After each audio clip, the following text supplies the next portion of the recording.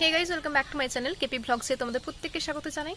আমি Kakuli Pramanik, KP constable 2022-এর selected candidate এবং আমার র্যাঙ্ক রয়েছে 47 out of 856 in women category. ঠিক আছে, তো তোমাদের সামনে যাদের ইন্টারভিউ রয়েছে, মেনলি এখন তো লেডি কনস্টেবলের ইন্টারভিউ রয়েছে 22 তারিখ থেকে, এবং পরবর্তীকালেও যদি আমার ভিডিও কেউ দেখে থাকো ইন্টারভিউর জন্য, তো আমি সকলের জন্যই আমি আমার তরফ থেকে কিছু সাজেশনস দেবো, যেগুলো তোমাদের ইন্টারভিউতে গিয়ে তোমাদের প্রেজেন্ট করতে নিজেদেরকে অনেক সুবিধা হবে। তো চলো, আমি ইন্টারভিউ রিলেটেড কয়েকটা বিশেষ জিনিস তোমাদেরকে বলবো। তো প্রথমেই বলি যে ইন্টারভিউ, তোমরা তো নিশ্চয়ই জানো যে এটার ইন্টারভিউ মেনলি তোমাদের নলেজ টেস্টের জন্য নয়। তোমাদের ইন্টারভিউটা নেওয়া মূলত তোমাদের পার্সোনালিটি সম্পর্কে স্যারেরা যাচাই করে নেবেন যে হ্যাঁ, উনি এই সার্ভিসে আসছেন, মানে ওনার একটা পার্সোনালিটি বা একটা ব্যক্তিত্ব সম্পর্কে আমাদের জেনে নেওয়া প্রয়োজন। ঠিক আছে, তো তাই নলেজ টেস্ট নিয়ে এত কিছু ঘাবড়ানোর তো কোনো প্রয়োজনই নেই যে আমি এই প্রশ্নের উত্তর দিতে পারলাম না বা আমি ওই প্রশ্ন পড়ে যাইনি, এখান থেকে যদি প্রশ্ন করে, তো এইসব নিয়ে মাথা ঘামানোর কোনো প্রয়োজনই নেই। ঠিক আছে, তো তোমরা যেহেতু ওখানে ইন্টারভিউ গিয়ে খুব একটা বেশি টাইম তোমরা মানে পাবে না আর কি, মানে খুব জোর হয়তো 2 থেকে 3 মিনিট হয়তো সেটা তোমাদের সাথে কথোপকথন এক প্রকার মানে বাক্যালাপ হবে আর কি। ঠিক আছে, তো সে তার মধ্যেই তো তোমার কথা বলার ধরন, তোমার আচার আচরণ, তোমার কথা বলার ভঙ্গিমা, হচ্ছে বসার ভঙ্গিমা, ঠিক আছে, তো তুমি কতটা হচ্ছে রেসপেক্ট দিয়ে ওনাদেরকে কথা বলতে পারছো, ঠিক আছে, তোমাদের মানে আই কন্ট্যাক্ট কতটা ভালো আছে, ঠিক আছে, তোমার মধ্যে কনফিডেন্স কতটা আছে, এই জিনিসগুলো কিন্তু ওরা দেখবেন। ঠিক আছে, তো চলো, কয়েকটা পয়েন্ট আমি করে এসেছি আজকে, যে জিনিসগুলো তোমাদেরকে অবশ্যই মাথায় রাখা প্রয়োজন। তো চলো দেখে নিই। সবার প্রথমেই বলছি যেটা হচ্ছে ড্রেস কোড অ্যান্ড সেন্স। ঠিক আছে, তো ড্রেস কোড সেন্স কিন্তু তোমাদের অবশ্যই থাকা প্রয়োজন, কেননা তোমার পার্সোনালিটি দেখার জন্য কিন্তু তোমার ড্রেস কোডটা অনেকটাই ম্যাটার করে। ঠিক আছে, যে তোমার পোশাক আশাকের চয়েস কতটা, সেটা দেখেও কিন্তু তোমার ব্যক্তিত্ব সম্পর্কে ওনারা বুঝে যাবেন। ঠিক আছে, তো ড্রেস কোড সম্পর্কে আমি ছেলে মেয়ে দুটোই বলছি। প্রথমে মেয়েদেরটা বলছি যে মেয়েরা কিন্তু সালোয়ার কামিজ কিংবা শাড়ি এই দুটোর মধ্যে যে কোনো কিছু পরতে পারো। ঠিক আছে, তো এবং সালোয়ার কামিজই হোক বা শাড়ি হোক না কেন, ওগুলো যেন অবশ্যই ফর্মাল হয়। ঠিক আছে, না কোনো রকম অতিরিক্ত কাজের বা হয়তো ওর উপরে হয়তো জরির কাজ বা এই ধরো চুমকি বসানো বা আয়না বসানো, এই টাইপের যেন না হয়। একদমই যেন বেসিক এবং ফর্মাল পোশাক হয়। যেরকম ধরো একটা এডুকেশনাল ইন্টারভিউতে যাচ্ছ, মানে অবশ্যই এই জিনিসগুলো তোমরা একটা তো ধারণা থাকবেই।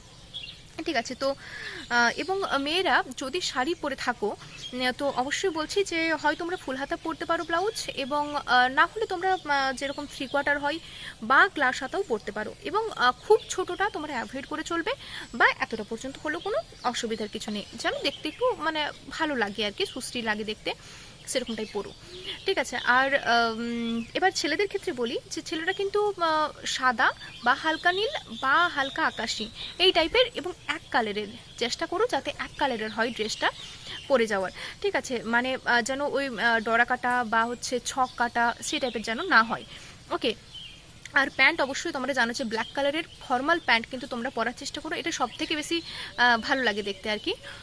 আর ঠিক আছে, হ্যাঁ, এবার বলি জামার রঙটা কেমন হবে। তো প্রথমেই তো বললাম যে এমন টাইপের জামা পরবে যেন চোখে না লাগে, মানে কালার যেন খুব অতি ডিপ বা খুব তীব্র যেন না হয়। ঠিক আছে, তো খুব হালকা কালারের জামা পরবে, সেটা যে কালারেরই হোক না কোনো অসুবিধা নেই, তবে হ্যাঁ, ডিপ কালারটা যেন না হয়। ওকে, আর হ্যাঁ, এবার আরেকটা কথা বলি যে জামাতে কিন্তু অবশ্যই ইস্ত্রি বা আয়রন করা কিন্তু অবশ্যই থাকবে, যেন ভালো মতো করে, মানে কেন কোনো রকম ভাঁজ টাঞ্জ যেন না হয়ে যায়, ওটা আরও দেখতে বেশি খারাপ লাগে। তো ঠিক আছে, তো জামাটা যেন ভালো করে ইস্ত্রি করে থাকে। ঠিক আছে, তো তোমরা যারা শাড়ি পরছো আর কি, তো তাদেরকে বলি যে তোমাদের যদি হাতে সময় থাকে, তো তোমরা শাড়িতে যদি ধরো তাঁতের শাড়ি পরো, যদি শাড়িটা নতুন না হয়ে থাকে এবং যদি আগেও ব্যবহার করা হয়ে থাকে, তো সেক্ষেত্রে মার না থাকলে একটু খারাপ লাগে দেখতে। সেক্ষেত্রে তোমরা চাইলে কিন্তু মার দিয়ে ভালো করে ধুয়ে রোদে দিয়ে এবং সেটাকে তারপর ভালো করে ইস্ত্রি করে রেখে দেবে। ওকে, হ্যাঁ, এবার বলি যে চুল দাড়ি, তো মেয়েদের ক্ষেত্রে চুল অবভিয়াসলি, এবং ছেলেদের ক্ষেত্রে চুল গোঁফ দাড়ি, এ সম্পর্কে আমি কিছু বলবো। এবার মেয়েদেরকে বলি যে তোমরা কিন্তু চুলটা হচ্ছে যে বেঁধে নিতে পারো, গার্ডার দিয়ে বেঁধে নিতে পারো, বা হচ্ছে ক্লিপ দিয়ে ভালো করে আটকে নিতে পারো। তবে হ্যাঁ, চুল যেন ভালো মতো করে গোছানো হয়, মানে এবড়ো খেবড়ো যেন চুল না থাকে। ওকে, তোমরা চাইলে বেনুনিও করে নিতে পারো, কোনো অসুবিধা নেই। ঠিক আছে, এবং যাদের মনে হচ্ছে যে শর্ট হেয়ার, ঠিক আছে, তো তারা কিন্তু অবশ্যই ছাড়তেও পারো, কোনো অসুবিধার কিছু নেই। ঠিক আছে, আর ছেলেদের ক্ষেত্রে বলি যে তোমরা কিন্তু অবশ্যই চুলকে ছোট করে কাটবে, কারণ এমনিতেই জানো যে পুলিশ সার্ভিসে আসলে তোমাদেরকে রেগুলার তোমাদেরকে চুল এবং গোঁফদাড়ি ভালো মতো করে সেভিংস করতেই হবে। ঠিক আছে, তাই ছেলেরা অবশ্যই চুল এবং গোঁফদাড়ি খুব ছোট ছোট করে কাটবে এবং ভালো মতো করে সেভিং করে রাখবে কিন্তু। ওকে, এবার বলি যে ঘড়ি। এবার অনেকে জিজ্ঞেস করে যে ঘড়ি পরা চলে কি না। ঘড়ি কিন্তু তোমরা পড়তে পারো, কোনো অসুবিধার কিছু নেই। তবে ডিজিটাল ওয়াচের থেকে এমনি ওয়াচটা বেশি প্রেফারেবল হয়।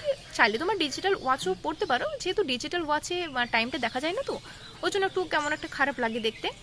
চাইলে তোমরা যে কোনো পড়তে পারো, অসুবিধার কিছু নেই। তবে হ্যাঁ, এটা সম্পর্কে দেখো যেন ঘড়িতে যেন টাইমটা একদম ঠিকঠাক করা থাকে, কেননা যদি স্যার কোনো কারণে টাইম জেনে থাকেন তো সেক্ষেত্রে ভুল বাড়াতে তো চলবে না। ঠিক আছে, তো এটা। এবার মেয়েদের ক্ষেত্রে বলি যে মেয়েদের অনেক ব্যাপারে প্রশ্ন থাকে যে ম্যাম হচ্ছে অর্নামেন্ট কী কী পরা চলবে, বা অর্নামেন্টগুলো পরা চলবে কি না। তো এটা বলি যে অর্নামেন্ট অবশ্যই পরা চলবে, তবে দেখো যেন চোখে লাগার মতো যেন না হয়, মানে ছোট্ট হয়। মানে ধরো কানের পরলে, আমি এখন যেমন ধরো কানের পরে আছি, ছোট্ট ধরো এই টাইপের পরা চলবে, কোনো অসুবিধা কিছু নেই। নাকের যদি কেউ পরে থাকো পরতে পারো, কোনো অসুবিধা নেই। ছোট্ট টিপ চাইলে পরতে পারো কালো কালারের। ঠিক আছে, আর হাতে যদি বালা কেউ বরাবরের জন্য পরে থাকো সেটা পরা যেতে পারে, তবে দেখো যেন খুব একটা মোটা বালা না হয়। এমনিতে অনেকে পরে দেখেছি রূপোর বালা বা সোনার বালা, তো পরতে পারো, তবে সরু হলে ভালো হয় আর কি। ঠিক আছে, আর ব্যাস এটাই আর কি।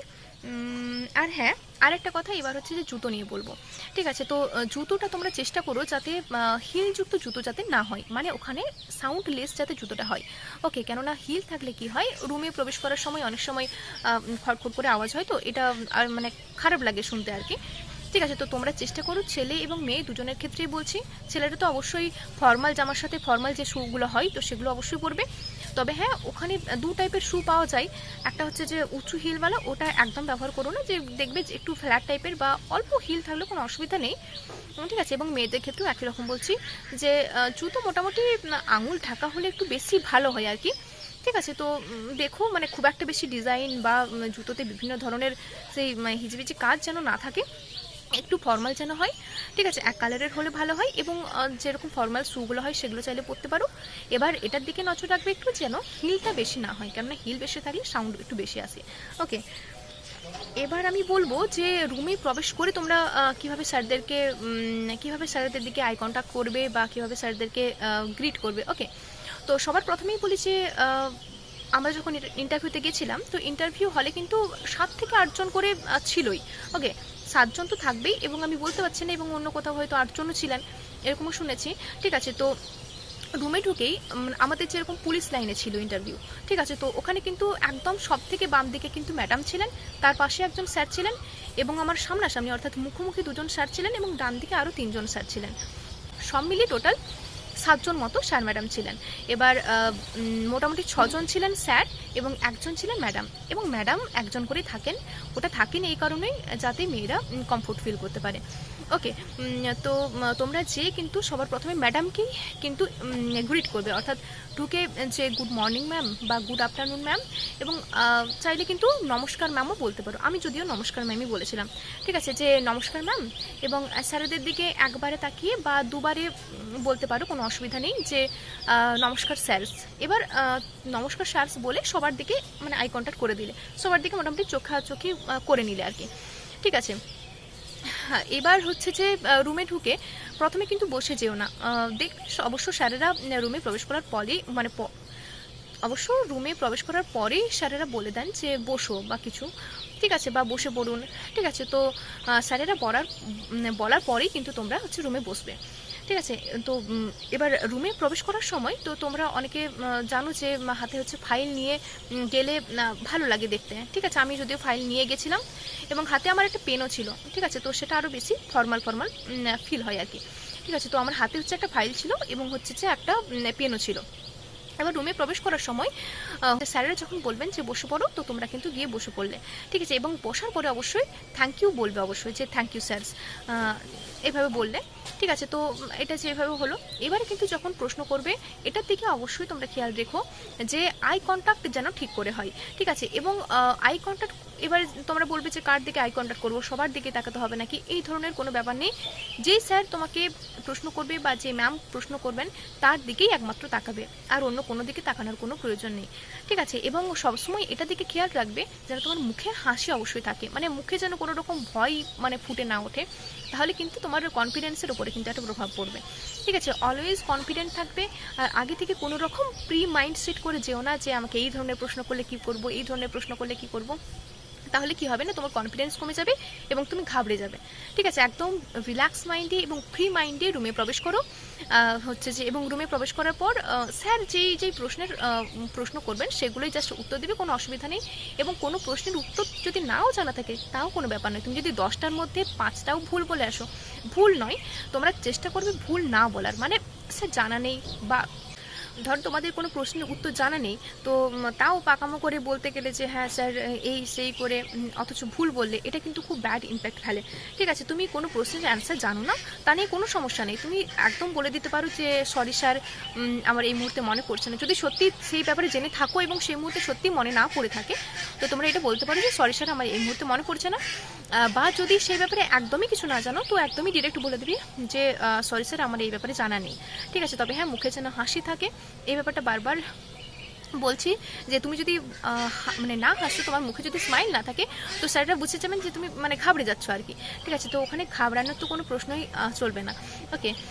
তো একদম ফ্রি মাইন্ডে এবং মাথা ঠান্ডা রেখে উত্তর দিও, প্রত্যেকের দিকে ভালো মতো করে আই কন্ট্যাক্ট করে এবং নর্মাল বিহেভিয়ার করো, কোনো অসুবিধার কিছু নেই। আর একদমই গলা লো করে দেবে না ভয়ে, যে ভয়েসটাকে লো করে দিলাম সেটা আরও খারাপ লাগে, ঠিক আছে। তুমি তোমার নর্মাল ন্যাচারাল ভয়েসে কথা বলবে, ঠিক আছে, এবং স্পষ্ট বলার চেষ্টা করবে, যাতে স্যারদেরকে মানে যাতে তোমাকে তুমি যখন উত্তর দেবে যাতে তোমাকে বারবার রিপিট করতে না হয়, যে স্যাররা হয়তো শুনতে পেলেন না ভালো করে, যে কি বলছো আরেকবার বলো, যে সেটা কিন্তু শুনতে খারাপ লাগে। তো ভালো মতো করে স্পষ্ট ভাষায় কিন্তু স্পষ্ট গলায় কিন্তু কথা বলবে, ওকে। এবার আমি কয়েকটা ব্যাপার নিয়ে বলবো, যে কয়েকটা বেসিক জিনিস আর কি, যেগুলো সম্পর্কে তোমাদের জেনে যাওয়া একান্তই প্রয়োজন, কেননা এগুলো কোনো নলেজ মানে নলেজ সম্পর্কিত তেমন কোনো প্রশ্ন নয়, এগুলো জাস্ট তোমার নিজের ব্যাপারে এবং নিজের এলাকা বিষয়ে বা নিজের জেলা সম্পর্কিত। তো এবার আমি পয়েন্ট করে কয়েকটা জিনিস বলে দিচ্ছি। হ্যাঁ, সবার প্রথমেই বলি যে ইন্ট্রোডাকশন তোমরা কীভাবে দেবে। এবার অনেকে ভাবে যে একদম সমস্ত কিছু বলতে হবে, জেলা থেকে শুরু করে একদম গ্রাম, এত কিছু বলার কোনো প্রয়োজন নেই। ইন্ট্রোডাকশন দিলে যদি বলে যে তুমি কোথা থেকে এসেছো বা তোমার ইন্ট্রোডাকশন দাও, ঠিক আছে, তাহলে তুমি এইভাবে বলবে যে স্যার আমার নাম এটা বললে, আর বললে যে আমি জেলাটা প্রথমে উল্লেখ করবে, তারপরে বলবে ব্লক, তারপরে বলবে থানা। আমি উদাহরণ দিয়ে বলে দিচ্ছি, যেমন আমি বলেছিলাম যে স্যার আমি পশ্চিম মেদিনীপুর জেলার গড়বেতা 1 নম্বর ব্লকের অধীনে গড়বেতা থানার এলাকাধীন বাসিন্দা, ঠিক আছে, এটুকু বলাই যথেষ্ট। এবার যদি ওনারা তোমার এডুকেশনাল কোয়ালিফিকেশান সম্পর্কে জানতে চাই, বা যদি বলে যে তোমার নিজের সম্পর্কে কিছু বলো, তাহলে হচ্ছে তোমার এডুকেশনাল কোয়ালিফিকেশানগুলো বলে দেবে। ভালো করে মন দিয়ে শোনো। আর একটা কথা, যদি বলে যে মানে কোথা থেকে এসেছো, তাহলে তুমি তোমার জেলা, ব্লক এবং থানাকে উল্লেখ করে বলে দিলে যে আমি এখানকার বাসিন্দা। এবার যদি বলে যে তোমার নিজের সম্পর্কে কিছু বলো, তাহলে কিন্তু তোমার এডুকেশনাল কোয়ালিফিকেশানটা মাস্ট বলতে হবে। তখন কি বলবে যে আমার নাম এটা, আমি এখানকার বাসিন্দা এবং আমি এই সালে মাধ্যমিক, এই সালে উচ্চ মাধ্যমিক এবং এই সালে গ্র্যাজুয়েশন কমপ্লিট করেছি, এবং কোথা থেকে সেটা যদি বলতে পারো তো তাতেও কোনো অসুবিধা নেই, এটুকু বললে। এবং আমি বর্তমানে কম্পিটিটিভ এক্সামের জন্য পড়াশোনা করছি, এবং সাথে তোমার হবিটা অ্যাড করে দিতে পারো, এবং আমার হবি হলো এটা, বা বলে দিতে পারো যে আমি অবসর সময়ে এই কাজটা করি, ঠিক আছে। হয়ে গেল তোমার ইন্ট্রোডাকশন। এবার আমি আরেকটা জিনিস বলি, যে তোমার নামটা কিন্তু খুব গুরুত্বপূর্ণ, কেননা অনেক সময় অনেক নামের খুব বিশেষ বিশেষ মিনিং থাকে। যেমন আমার নামের হচ্ছে অর্থ, আমার নাম যেহেতু কাকলি, তো কাকলি কথার অর্থ হচ্ছে পাখির সুমধুর ডাক, যেটাকে বলা হয়, ঠিক আছে। তো অনেক সময় কিন্তু স্যাররা এটাও প্রশ্ন করে থাকেন যে তোমার নামের অর্থ কী।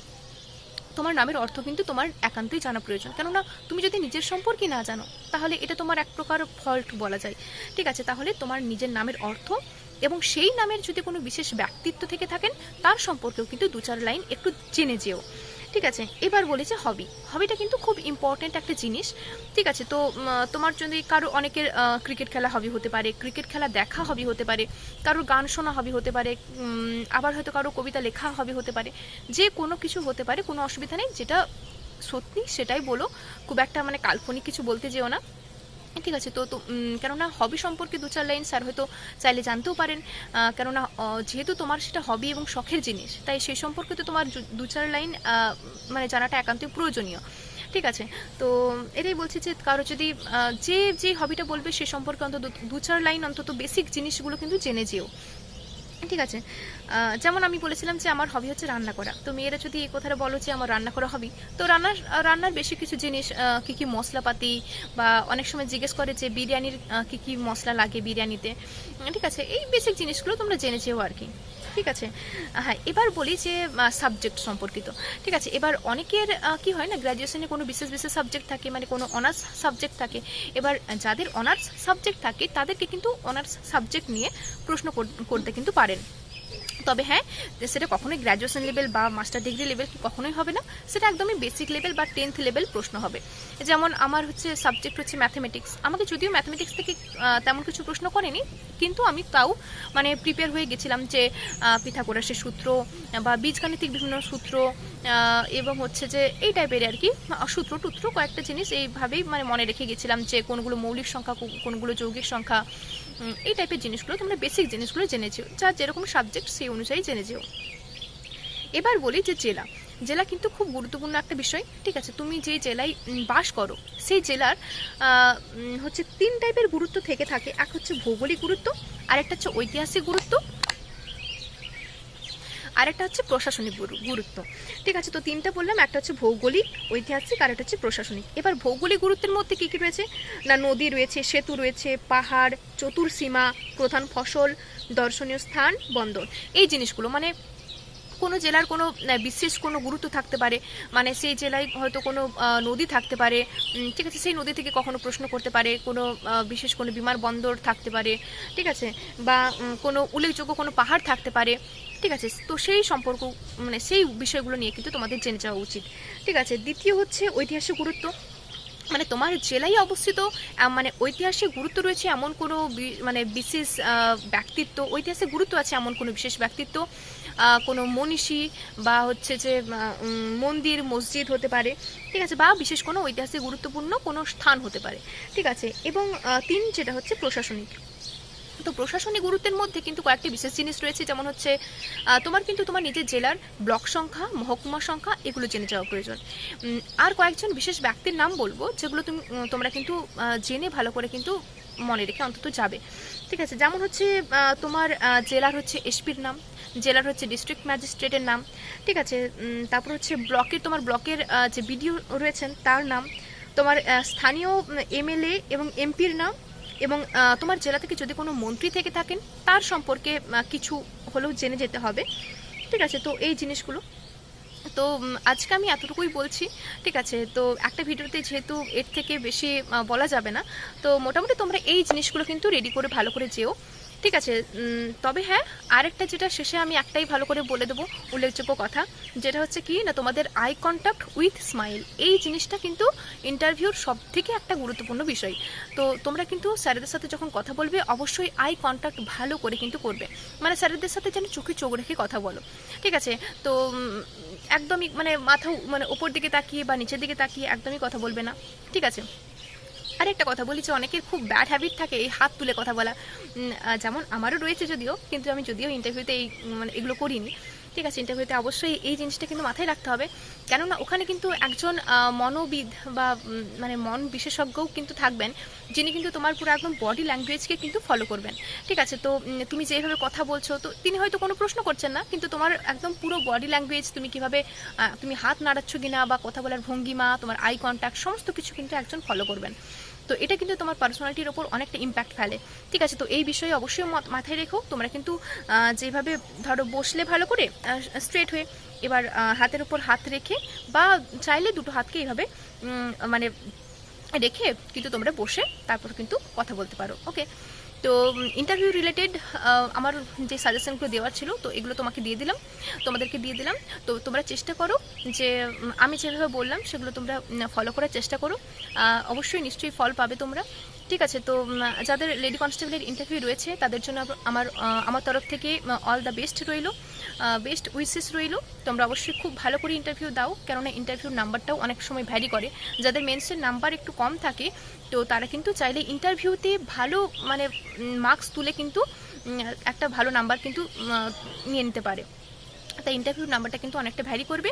তো একদমই রিল্যাক্সের সাথে মাইন্ড ফ্রি করে কিন্তু তোমরা যেও, কোনো রকম ঘাবড়ানোর কিচ্ছু নেই। স্যারেরা তোমার সাথে তোমাকে একদম কমফোর্ট ফিল করিয়ে কথা বলবেন। স্যারেরা রীতিমতো একদম হাসি মুখে তোমার সাথে কথা বলবে, এবং তোমাকেও চেষ্টা করতে হবে যাতে স্যারেদের সাথে ফ্যামিলিয়ার হয়ে মুখে হাসি রেখে যাতে কথা বলতে পারো। ওকে, তো আমার তরফ থেকে এই সাজেশনগুলো তোমাদের জন্য রইল। তো ভিডিওটা যদি ভালো লেগে থাকে অবশ্যই লাইক, কমেন্ট, শেয়ার এবং সাবস্ক্রাইব করে রেখো আমার চ্যানেলটাকে আরও এরকম টাইপের কিছু ইনফরমেটিভ ভিডিও পাওয়ার জন্য। তো চলো, tata, bye bye, take care, thank you.